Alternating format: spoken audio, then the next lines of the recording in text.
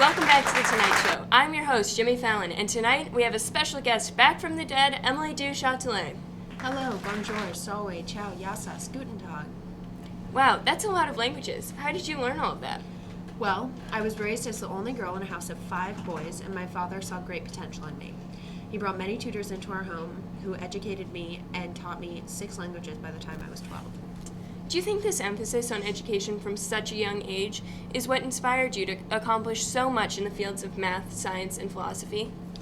Obviously, education was important in my formative years, but as I grew older, I was able to focus on my studies without the interference of my mother, who not only despised the level of education that I was receiving, but also once attempted to send me to a convent.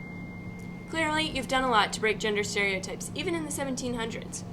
What would you say to female scientists who often face gender-based discrimination today? Well, yes, I was often discredited because of my gender. I wasn't thought of as a scientist, but rather simply a mistress of Voltaire's. I would say that women then and today must prove themselves with their knowledge and achievements by excelling in the things that they are passionate about. That's very profound. I think you're a great inspiration to all of the girls who want to pursue a career in science. Tell us a little bit about your career and accomplishments. Well, it's ever so kind of you to ask. I obviously started with very early education. I'm very grateful that my father made sure that I had these opportunities. I was able to read about the discoveries of other scientists of the time like Isaac Newton and Leibniz. I was also able to build a science lab in my own home to make many new discoveries.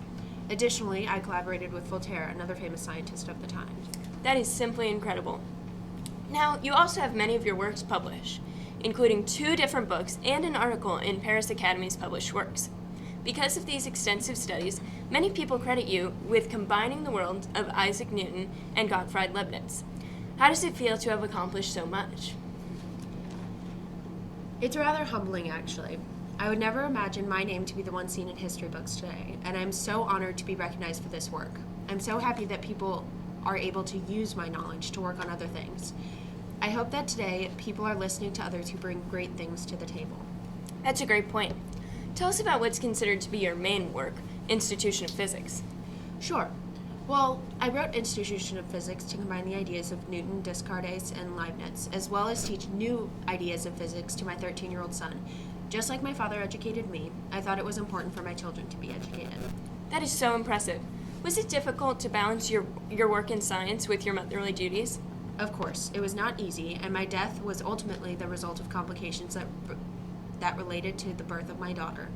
But with the help of maids and nannies, it was possible. Now, looking back, your career was relatively short, only being 19 years. What do you think you would have done if you had had more time?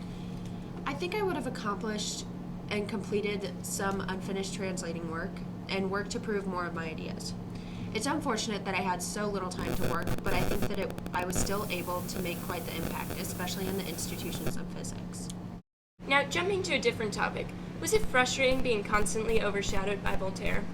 Of course. I didn't like it, and I wish that my works could have been taken more seriously, but overall, the 2 of us were great companions, and we were both able to accomplish so much with each other's help, such as our book, Elements of Newton's Philosophy, and I don't think I would trade that.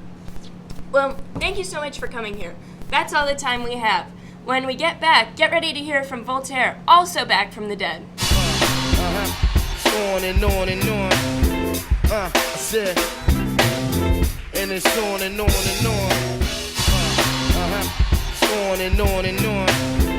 I said, and it's on and on and on.